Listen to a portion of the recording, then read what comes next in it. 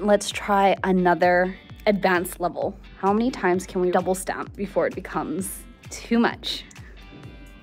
Okay, so now we have stamp 1. Let's do stamp 2. So this layer. I'm gonna do pink. Okay, so one more stamp. So this isn't a double stamp, this is a triple. So now I'm gonna just add colors all over. No way. That's a whole manicure. Ah! We are making nail stamping history right now together, everybody. This is essentially a whole manicure in one stamp. 3 stamps got me a whole manicure.